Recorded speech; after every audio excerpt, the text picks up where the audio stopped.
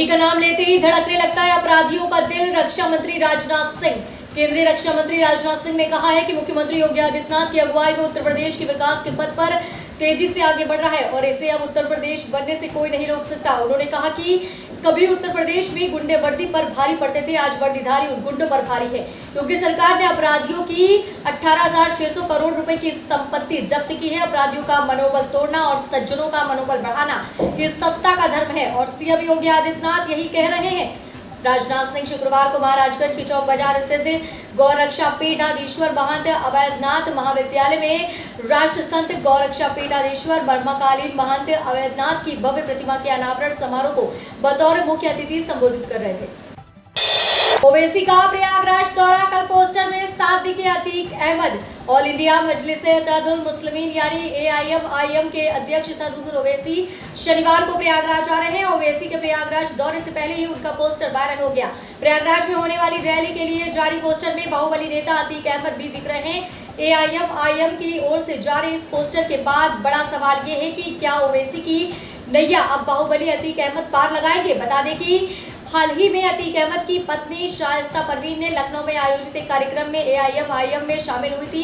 कुछ दिन पहले ओवैसी ने अतीक अहमद और उनकी पत्नी को चुनाव में टिकट देकर मनचाही सीट से चुनाव लड़ने का भी ऐलान किया था। गांधी जयंती पर प्रधानमंत्री की काशी से प्रियंका करेंगी चुनावी आगाज, निकालेंगी प्रतिज्ञा यात्रा।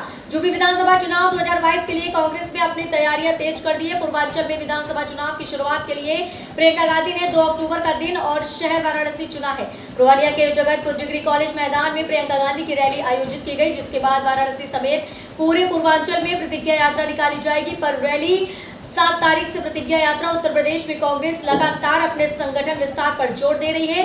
संगठन चूल्हे कसने के लिए लगातार कार्यकर्ता बूथ स्तर पर काम कर रहे हैं। इसी क्रम में प्रधानमंत्री नरेंद्र मोदी के संसदीय क्षेत्र का चुनाव 2 अक्टूबर के विशेष दिन पर किया गया है।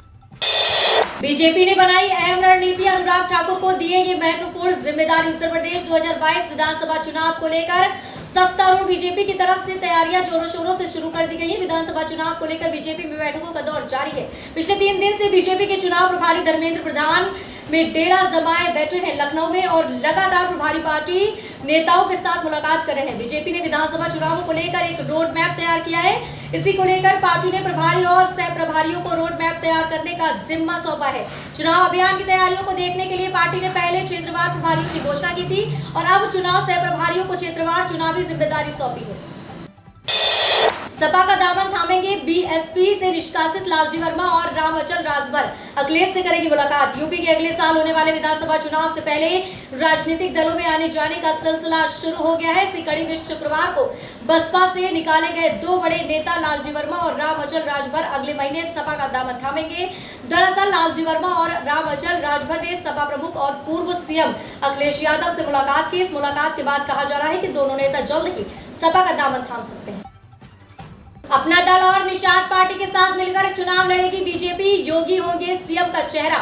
आगामी विधानसभा चुनाव में सत्तारूढ़ बीजेपी अपने सहयोगी अपना दल और निषाद पार्टी के साथ मिलकर चुनाव लड़ेगी। यूपी चुनाव प्रभारी धर्मेंद्र प्रधान ने शुक्रवार को गोरखपुर में इसका ऐलान किया है। धर्मेंद्र प्रधान ने कहा कि आगामी विधानसभा चुनाव में अपना दल और निषाद पार्टी मुख्यमंत्री योगी आदित्यनाथ और प्रधानमंत्री नरेंद्र मोदी के नेतृत्व में चुनाव लड़ेगी। उन्होंने भरोसा दिलाया कि बीजेपी गठबंधन 2022 के चुनाव में 2017 से भी ज्यादा सीटें मिलेंगी। अयोध्या से चुनाव लड़ सकते हैं सीएम योगी। गोरखपुर में बोले सीएम, अयोध्या मेरे घर जैसा। उत्तर प्रदेश में आगामी विधानसभा चुनाव की सरगर्मियां तेज हो गई है। बीजेपी सहित सभी राजनीतिक पार्टियां अभी सही मिशन 2022 की तैयारी में जुट गई है। वहीं भाजपा ने पूरी तरह चुनावी झोंकते हुए एक सीटों पर मंथन शुरू कर दिया है। मीडिया रिपोर्ट्स के मुताबिक कहा जा सकता है कि 2022 में विधानसभा चुनाव बीजेपी मुख्यमंत्री योगी आदित्यनाथ के नेतृत्व और चेहरे के साथ लड़ेगी। वहीं सीएम योगी खुद कहां से चुनाव लड़ेंगे, अब तक चल रहे इस पर संशय के भी संकेत मिलने लगे हैं। शुक्रवार को गोरखपुर के गोरखनाथ में योगी ने इस बात के संकेत दिए कि वे आगामी विधानसभा चुनाव अयोध्या से लड़ सकते हैं। योगी सरकार का आप पर निशाना। सिद्धार्थ नाथ सिंह ने कहा 4 साल में 378 नौकरी देने वाले ने देखे यूपी के ख्वाब। उत्तर प्रदेश सरकार के कैबिनेट मंत्री सिद्धार्थ नाथ सिंह ने शुक्रवार को आम आदमी पार्टी पर जमकर निशाना साधा है। आप सांसद संजय सिंह पर गंभीर आरोप लगाते हुए उन्होंने कहा कि कोविड के मुश्किलें वक्त में मेडिकल उपकरण खरीद घोटाला करने वाले दिल्ली सरकार के नेता उत्तर प्रदेश पर दाग नहीं लगा पाएंगे। दिल्ली को पानी के लिए तरसाने वाले केजरीवाल सरकार के नेताओं को अपने गिरेबान में झांकना चाहिए। कैबिनेट मंत्री ने पूछा कि आपने झूठे आरोप के लिए संजय सिंह कोर्ट में कब हाजिर होंगे। केंद्र की जाति जनगणना से पल्ला झाड़ने पर मायावती हमलावर बोली, पिछड़े वर्गों की जाति जनगणना न करवाना। बसपा सुप्रीमो मायावती ने एक बार फिर केंद्र सरकार की नीतियों पर सवाल उठाए हैं। बीते गुरुवार को सुप्रीम कोर्ट में केंद्र सरकार ने एक हलफनामा दाखिल कर पिछड़े वर्गों की जातीय जनगणना कराने से साफ इनकार कर दिया है। मायावती ने इसे लेकर ही केंद्र पर निशाना साधा है। शुक्रवार को बसपा प्रमुख ने कहा कि साफ तौर पर इनकार कर देना अति गंभीर व अति चिंतनीय मामला है। ये भाजपा की कथनी और करनी में अंतर को उजागर करता है। उन्होंने आगे कहा कि भाजपा के चुनावी स्वार्थ को ओबीसी राजनीति का इससे पर्दा भी फाश हो गया है। भाजपा सरकार से सजग रहने की जरूरत है। सबका साथ सबका विकास के नारे के बीच क्या है बीजेपी की कास्ट पॉलिटिक्स, जानिए छोटे दलों की अहमियत। उत्तर प्रदेश में अगले साल होने वाले विधानसभा चुनाव से पहले सियासी संग्राम को लेकर हलचल दिखाई पड़ने लगी है। दलों में आपसी सियासी जोड़ तोड़ का जोर दिखने लगा है। बीजेपी के लिए इस चुनाव में छोटे दलों की अहमियत काफी बढ़ गई है। दलों में आपसी सियासी जोड़ तोड़ का जोर दिखाई देने लगा है। यूपी चुनाव में बीजेपी और निषाद पार्टी मिलकर चुनाव लड़ेंगे। समझौते के तहत सम्मानजनक सीटें होंगी, ऐसा दावा केंद्रीय मंत्री और यूपी के चुनाव प्रभारी धर्मेंद्र प्रधान ने किया है।